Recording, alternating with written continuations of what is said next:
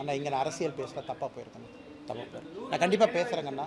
பேர் மாற்றம் மகாத்மா காந்தி பேர் மாற்றம் ஒரு தேசிய பிரச்சனையாக பார்க்கப்படுது. நாடு முழுவதும் ஆர்ப்பாட்டத்தில் அறிவிச்சிருக்காங்க. அதை வந்து வாபஸ் வாங்குறது அண்ணா 2005 இந்த 100 நாள் வேலைவாய்ப்பு திட்டம் வந்த பொழுது காங்கிரஸினுடைய யூபிஏ அரசில் நேஷ்னல் அட்வைசரி கவுன்சில் நாக் என்கின்ற அமைப்பு இருந்துச்சு. அதில் மக்களால் தேர்ந்தெடுக்கப்படாத நிறையா பேர் உள்ளே இருந்தாங்க. திரு சோனியா காந்தி அவர்களுக்கு அட்வைசரி கவுன்சிலாக இருந்துச்சு. அவர்கள் முடிவு செய்து இந்த 100 நாள் வேலைவாய்ப்பு திட்டத்தை கொண்டு வந்தாங்க. நாடறிந்த உண்மை இது. நான் இன்று காங்கிரஸ் நண்பர்களுக்கு கேட்குறேன், நீங்கள் இந்த திட்டத்தை கொண்டு வந்த பொழுது மகாத்மா காந்தி ஐயாவுடைய பேரை வச்சிங்களா? இல்லை. 2005 மகாத்மா காந்தி ஐயாவுடைய பேரை நீங்கள் வைக்கல. 2006 வைக்கல, 7 வைக்கல. 2008 தான் மகாத்மா காந்தி நரேகா என்கின்ற வார்த்தையை கொண்டு வந்தீங்க. ஸோ இந்த திட்டத்தை கொண்டு வந்து முதல் 4 ஆண்டுகள் நீங்களே மகாத்மா காந்தி ஐயாவுடைய பேரை வைக்கல. இன்றைக்கி நம்முடைய பாரத பிரதமர் நரேந்திர மோடி அவர்கள் 2014 ஆட்சிக்கு வந்த பிறகு நம்முடைய முதல் முக்கிய திட்டமான ஸ்வச்ச பாரத் மிஷனுக்கு நான் முதல்ல வச்ச பேரே மகாத்மா காந்தி ஐயாவுடைய பேர். இன்றைக்கி அது இருக்குது. ஸோ மகாத்மா காந்தி ஐயாவுடைய பெயரை கடந்த 11 ஆண்டுகளில் நம்முடைய ஆட்சியில் பல இடத்துல கொண்டு வந்திருக்கின்றோம். பல இடத்துல மகாத்மா காந்தி ஐயாவுடைய பெருமையை பாரத பிரதமர் நரேந்திர மோடி அவர்கள் உயர்த்தி பிடித்து கொண்டிருக்கின்றார்கள். காந்தி பீஸ் பிரைஸ் இருக்குது, நிறைய விஷயங்கள் இருக்குது, மத்திய அரசு செய்கிறாங்க. இன்றைக்கு நாம் புரிந்து கொள்ள வேண்டும், 20 ஆண்டுகளுக்கு முன்பு வந்த இந்த வேலைவாய்ப்பு திட்டம் என்பது இன்றைக்கி 2025 20 ஆண்டுகள் கழித்து மத்திய அரசு ஒரு மேக் ஓவர் பண்ணியிருக்கிறாங்க. அந்த திட்டத்தை இன்னும் சீர்மைப்படுத்தியிருக்கின்றார்கள், இன்னும் கூர்மைப்படுத்தியிருக்கின்றார்கள். 100 நாள் வேலைவாய்ப்பு திட்டமாக இருந்தது, இன்றைக்கி 125 நாட்களாக மாறியிருக்கிறது. விக்ஷித் பாரத், இதுக்கு விக்ஷித் பாரத் என்கின்ற புதிய பெயர். காரணம், 20 ஆண்டுகளாக இருந்த திட்டம் அடுத்த 20 ஆண்டு ஒரு வளர்ந்த பாரதத்தை நோக்கி செல்லும் பொழுது அதனுடைய எண்ணம் வேறு மாதிரி இருக்க வேண்டும் என்பதற்காக இதை மாற்றியிருக்கின்றார்கள். முதல் மாற்றம் என்பது 125 டேஸ், 100 நாள்லேருந்து 125 நாள். இரண்டாவது மாற்றம் என்பது கடந்த 20 ஆண்டுகளாக இந்த திட்டம் 100% மத்திய அரசு நிதியுதவி கொடுத்து இந்த திட்டம் நடந்து கொண்டிருந்தது. அது இன்றிலிருந்து இந்த புதிய அம்சம் என்பது மத்திய அரசு 60 விழுக்காடு பணமும் மாநில அரசு 40 விழுக்காடு பணமும் இதில் போடுவாங்க. காரணம் என்னென்னா, இந்த மகாத்மா காந்தியினுடைய ரூரல் எம்ப்ளாய்மெண்ட் ஸ்கீம் 2005 ஆரம்பித்து 2008 மகாத்மா காந்தி ஐயா பேர் கொண்டு வந்த பிறகு இது மாறி இருக்கு. 60-40 ரேஷியோ, அதாவது வேலை செய்பவருக்கு ஊதியமாக ஒரு பணமும் வேலை செய்து உட்கட்டமைப்பை ஏற்படுத்துவதற்கான ஒரு பணமும் இதில் இருக்குது. இன்றைக்கி நாம் உட்கட்டமைப்பை ஒரு மாநிலத்திலும் ஏற்படுத்த வேண்டும் என்று நினைக்கின்றோம். அந்த மாநிலத்தில் ஏற்படுத்தக்கூடிய உட்கட்டமைப்பு என்பது அந்த மாநிலத்தினுடைய அசையாத ஒரு சொத்து. அப்படி இருக்கும் பொழுது அந்த மாநிலத்தினுடைய அரசும் ஒரு பணத்தை கொடுக்க வேண்டும் என்பதற்காக 60% மத்திய அரசும் 40% மாநில அரசும் பணம் கொடுக்கணும் அப்படின்னு நம்ம சொல்லியிருக்கிறோம். இது Mahatma Gandhi national rural employment generation ஆக்டாக இருந்தது. இன்றைக்கி விக்ஷித் பாரத் ஆக்டாக மாறி இருக்கிறது. இதில் உருவாகக்கூடிய ஒரு டேங்காக இருக்கட்டும், ஒரு குளமாக இருக்கட்டும், ஒரு ஏரியாக இருக்கட்டும், அது அந்த மாநிலத்தினுடைய சொத்தாக இருக்கும் பொழுது அந்த மாநில அரசும் 40% பணம் கொடுக்க வேண்டும் என்கின்ற மத்திய அரசுடைய நிலைப்பாடு சரி. இது தமிழ்நாடு மட்டுமில்லை, யூபியிலையும் 60-40, தமிழ்நாட்டிலையும் 60-40, பாரதிய ஜனதா கட்சி ஆளுகின்ற மாநிலத்திலும் 60-40, அதாவது 60% மத்திய அரசும் 40% மாநில அரசு. இதை காங்கிரஸ் கட்சி என்ன தவறாக பார்க்குறாங்க? மூன்றாவது, இந்த திட்டத்தில் முதலாக எம்ப்ளாய்மெண்ட் பென்ஷனை கொண்டு வந்திருக்கிறோம்.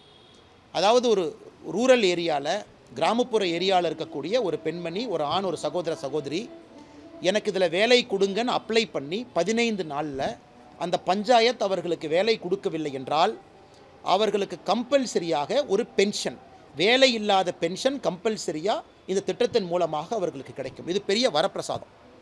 இத்தனை ஆண்டுகளாக வேலை அப்ளை பண்ணுவாங்க, பஞ்சாயத்தில் அவங்களுக்கு வேணுங்களுக்கு கொடுப்பாங்க, வேலை இல்லைன்னு சொல்லுவாங்க. 100 நாள் வேலைவாய்ப்பு திட்டத்தில் 20 நாள் 30 நாள் தான் கிடைக்கும். இன்றைக்கி இந்த 125 நாள் என்று உயர்த்தி இருக்கின்றோம். அதில் அப்ளை பண்ணி அவர்களுக்கு வேலை அலோகேட் ஆகலை அப்படின்னா அவர்களுக்கு அன்எம்ப்ளாய்மெண்ட் பென்ஷன், இது மேலை நாடுகளில் மட்டுமே இத்தனை காலமாக கேட்டிருக்கோம், ஃப்ரான்ஸில் கேட்டிருக்கோம், ஐரோப்பிய நாடுகளில் கேட்டிருக்கோம். இன்றைக்கி இந்தியாவில் முதலாக இந்த 125 நாள் திட்டத்தில் வேலை கிடைக்காதவர்களுக்கு அன்எம்ப்ளாய்மெண்ட் பென்ஷன் இதில் வருது. இது ஒரு பெரிய வரப்பிரசாதம். அதனால் எனக்கு காங்கிரஸ் கட்சி உண்மையாலும் புரியல. அவங்க தமிழ்நாட்டில் எதை ஆர்ப்பாட்டம் செய்ய வேண்டும் என்றால், 2021 திமுகவினுடைய தேர்தல் வாக்குறுதி, நாங்கள் ஆட்சிக்கு வந்தால் 100 நாள் வேலைவாய்ப்பு திட்டத்தை 150 நாளாக உயர்த்துவோம் என்று தேர்தல் வாக்குறுதி கொடுத்தாங்க. அது இதுவரைக்கும் செய்யலை. அதை எதிர்த்தல்வா காங்கிரஸ் இங்கே ஆர்ப்பாட்டம் நடத்தணும்? அதை எதிர்த்தல்வா 4 ஆண்டுகள் கூட்டணியில் இருந்தாங்க, எதிர்க்கணுமல்ல? இன்றைக்கி 100 நாளை 175 நாட்களாக நாம் எந்த விதமான கேரண்டியும் கொடுக்காமல் நம்ம பண்ணியிருக்கோம். நம்ம தேர்தல் மேனிஃபெஸ்டோவில் கேரண்டி கொடுக்கல. அப்படி இருந்து மோடி அவர்கள் 100லிருந்து 125 நாளாக உயர்த்தியிருக்கின்றார்கள். கடைசியாக நம்முடைய தமிழக மக்களும் கூட உணர்ந்து கொள்ள வேண்டும். 2005 இந்தியாவினுடைய பொருளாதாரம் எப்படி இருந்துச்சுங்க? எத்தனை பேர் வருமான கோட்டிற்கு கீழே இருந்தாங்க? ஒரு மினிமம் வேஜ் கீழே இருந்தாங்க. எக்ஸ்ட்ரீம் பாவர்ட்டி எவ்வளவு இருந்தது?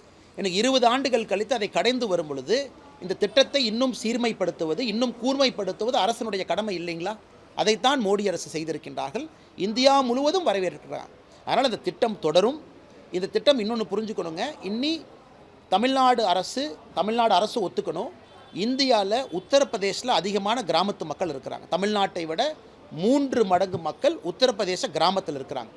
ஆனால் உத்தரப்பிரதேச அரசுக்கு கொடுத்த பணத்தை விட தமிழக அரசுக்கு மோடி ஐயா அதிகமான பணத்தை கொடுத்துருக்குறாங்க. ஆன் ரெக்கார்ட் நான் சொல்கிறேன்.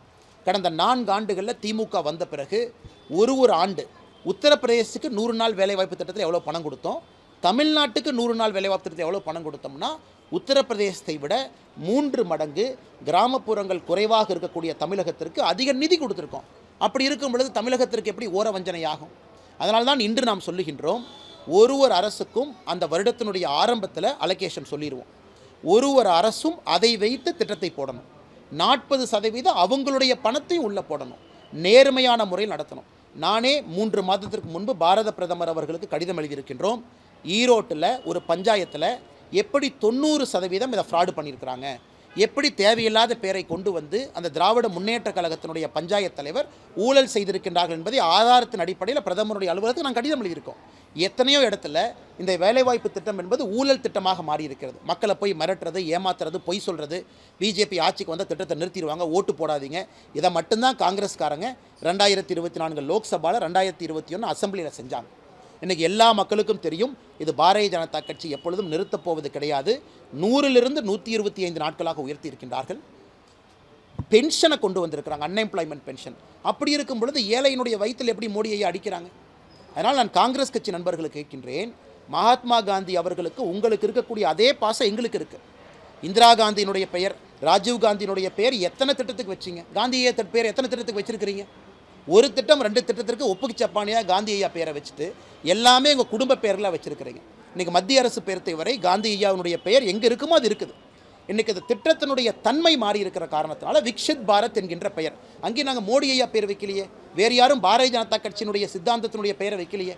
தேசத்தந்தையை அப்படியே தான் கௌரவ வச்சிருக்கிறோம், தேசத்தந்தையை அப்படியே தான் உயர்த்தி கொண்டிருக்கின்றோம். விக்ஷித் பாரத், வளர்ந்த இந்தியா என்கின்ற வார்த்தையை கொண்டு வரும் பொழுது எப்படி அது தவறாகும்? அதனால் நான் இந்த கேள்வியை நான் சொல்கிறதுக்கான காரணம் என்னென்னா, இந்த புரிதல் மக்களுக்கு செல்லணும், பத்திரிகை நண்பர்கள் மூலமாக செல்லணும். காங்கிரஸுடைய பொய் பிரச்சாரத்தை நானும் நேற்றுலேருந்து பார்க்குறேன். வெறும் பொய்யை மட்டும் பேசி கொண்டிருக்கின்றார்கள். இவ்வளவு விஷயங்கள் செய்திருக்கும் பொழுது எப்படி நாங்கள் ஏழை மக்களுக்கு எதிராக இந்த திட்டத்தை கொண்டு வருவோம் என்று காங்கிரஸ் பொய் பிரச்சாரம் செய்கின்றார்கள். செய்திகளை உடனுக்குடன் தெரிந்து கொள்ள கீழ்கண்ட கேபிள் மற்றும் டிடிஹெச் நெட்வொர்க்குகளில் எம்நாடு செய்தி தொலைக்காட்சியை காணுங்கள். பாதகம் செய்பவரை கண்டால் நாம் பயம் கொள்ளலாகாது பாப்பா. மோதி மிதித்து விடு பாப்பா, அவர் முகத்தில் உமிழ்ந்து விடு பாப்பா. அண்மை செய்திகளை உடனுக்குடன் தெரிந்து கொள்ள இணைந்திருங்கள் எம்நாடு தொலைக்காட்சியுடன்.